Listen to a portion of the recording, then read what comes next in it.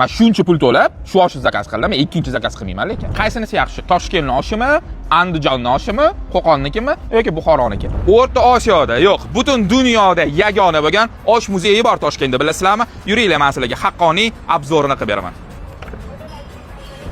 Boshladik. Bismillah.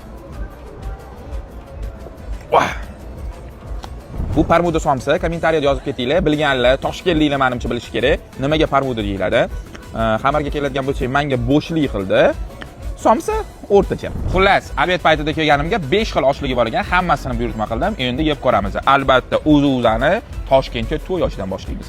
Osh mazali, haqiqatan ko'rinishi juda chiroyli, lekin guruchi bo'sh. Endi to'y oshida guruch takoy dirkillab turgani yaxshi-da. Ikkinchi oshimizda Toshkent achchiq choyxona oshi ekan. Achchiqqina, guruchlar joyida. Bu menga to'y oshidan ko'proq yoqdi. Uchinchi oshga o'tishdan oldin bitta malasalyonning pomidordan sizlar. Eng jiddiy oshlardan bittasi oshi sofiy, buxorocha osh. Buxoroliklar padyoshkani yoramiz. Mazasi juda ham yaxshi, lekin to'g'risini aytsam, men Buxoroda yegan osh sofiyimdan ozgina farq bo'pti. Buxorodagisi men uchun undan ham mazaliroq edi. Andijon, Qo'qon oshini yeb ko'ramiz. Ikkalasi ham devzaradan. Bunisi qora qiltiriq devzara. Nimaga qiltiriqligini kommentariyada yozib ketinglar. Bunisi oq chungar ekan. Andijon devzara oshi menga mazza jihatdan yoqdi, lekin guruchi bo'shlik qildi menga. Qo'qon oshi to'g'risini aytsam, o'rta. Men bu oshni boshqa zakaz qilmagan bo'lardim. Xullas, choyni shunday yonginamizda samovarda qilishar ekan, ko'rib turganinglardek. Choy mazasiga bitta alohida like, samovarda vashi boshqacha bo'ladi, choy, to'g'rimi? Bismillah. Bu joyi boshqalardan ajratib turadigan yana bitta xislati bor ekan. Bular 20 xil oshni, 20 xil tasavvur qilinglar. 2 xil emas, 3 xil emas, 20 xil osh qilishar ekan, lekin bittada emas. Mana bunaqa jadvalligi bor ekan. Qaysi kuni qanaqa oshni yeb ko'rish mumkinligini har hafta almashishar ekan va yopishtirishar ekan shotga. Undan tashqari mana bu oshxonani qaranglar. Har bitta osh uchun alohida qozon, hattoki oshi sofiy bilasizlar, mis qozonda qilinadi. O'sha mis qozon ham shu yerda bor ekan. Bu narsasiga alohida respekt qiling. Hamma bu joyi juda qimmat deydi. Nech pulga aylanganini videoni oxirida ko'rasizlar va oshlar haqida fikrimni ham oxirida aytaman. Hozircha sizlarga atmosfera haqida gapirsam. Atmosferani juda chiroyli qilib qo'yishdi.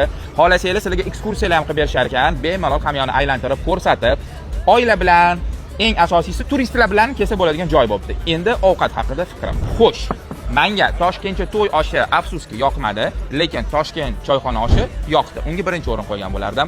Andijon devzara oshi yaxshi, mazali, lekin guruchi bo'shroq, ikkinchi o'rin bergan bo'lardim. Osh sofiy, Buxorocha oshdan ozgina, Buxorodagi oshdan ozgina farq qiladi, uchinchi o'rin bergan bo'lardim. Toshkent to'y oshi 4-chi va Qo'qon oshiga 5-o'rinni bergan bo'lardim. Endi narxiga keladigan bo'lsak, shuncha yegan ichganim arzimagan 1,27 ming bo'ldi. Menga skidka ham qilib berishdi, nimagadir bilmadim.